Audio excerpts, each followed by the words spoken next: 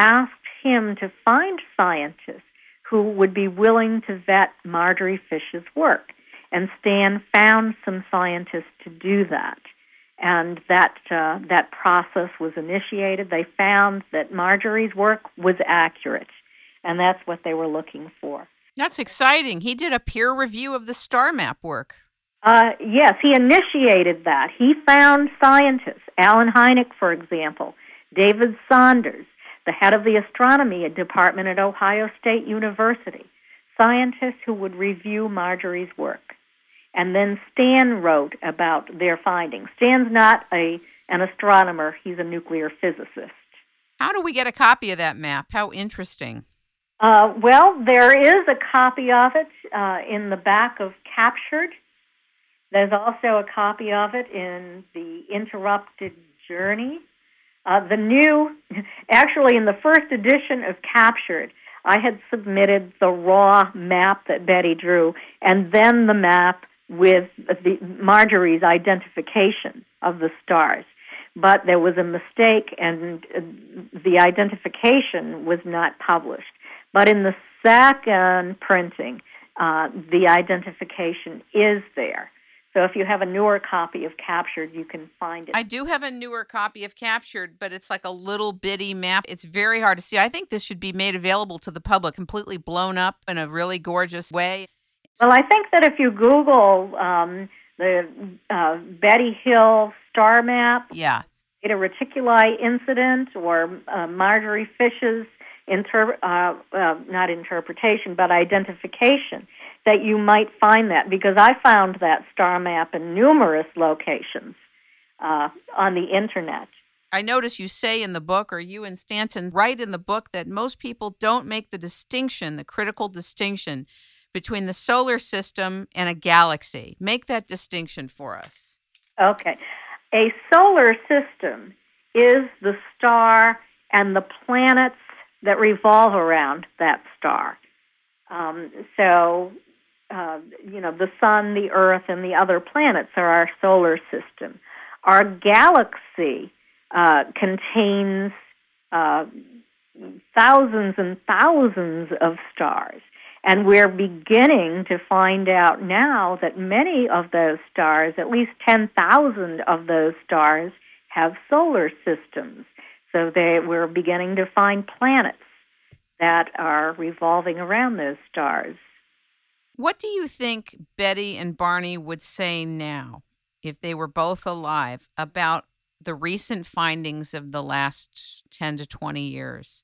And the number of reports that are being authenticated and verified regarding both UFO sightings and abductions. What do you think they would say? I think that they would be pleased to know that we have so much evidence that Earth is being visited by an extraterrestrial civilization. The reports from highly respected military officers, the astronauts, reports of presidents' statements and sightings, the physical trace evidence cases collected by Ted Phillips, for example, thousands of cases, 4,000, and I think more than that at last count. The work that Phyllis Buttinger is doing, analytical chemist Phyllis Buttinger, in analyzing physical trace evidence from landings and abduction sightings, in abduction cases. Betty was highly skeptical. I can tell you, she was very skeptical about the idea that thousands of people have been abducted. She really believed that a lot of these were psychological abductions. And I agree with her that, maybe a lot of them are, a percentage at least, perhaps 35%, are the results of hypnagogic or hypnopompic hallucinations with sleep paralysis. But there is also a huge percentage where there's physical evidence, where there are conscious memories, where the craft are actually observed by other witnesses.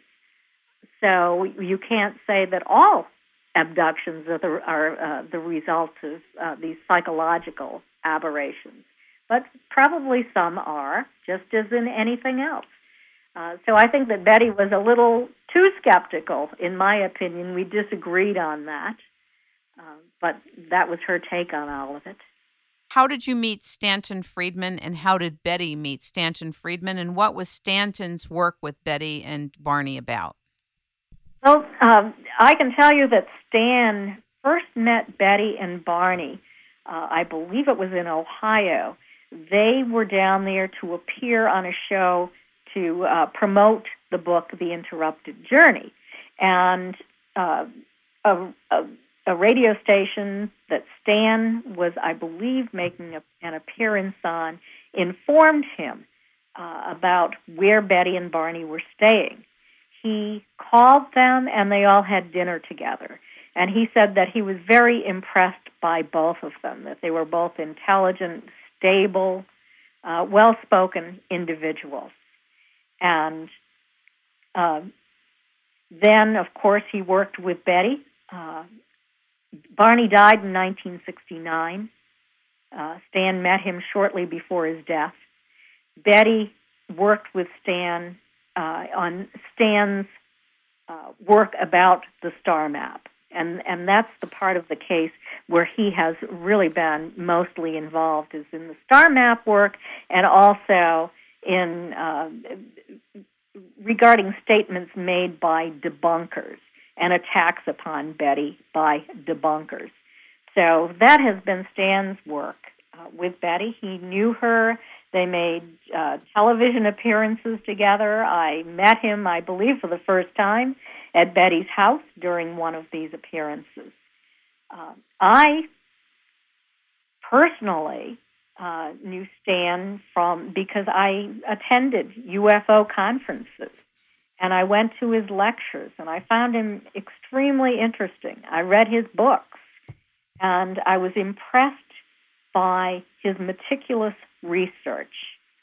And so when I was writing my book, Captured, I had written about 2/3 of the book, and this was in 2005. Betty had passed in 2004. And Betty had told me that if I ever needed any assistance with my book, I should speak to Stanton Friedman, because she trusted him implicitly. She was very impressed by his work. And, I started to think about that and about his work on the star map.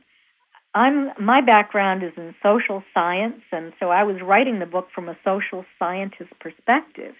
But I thought that it would be strengthened by having the input from a physical scientist, and who better to ask to do that than Stanton Friedman?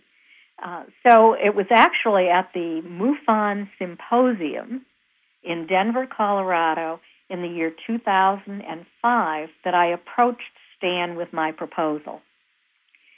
He said that he thought it sounded interesting, but he needed to learn more about it. So in early November of 2005, he drove from his house in Fredericton, New Brunswick, to my house in Stratham, New Hampshire. That's where I was living at the time. I have since moved to Florida. And he stayed with my husband and myself for several days. He looked through all of Betty's files that I had.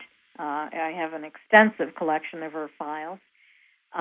He read what I had written, my manuscript.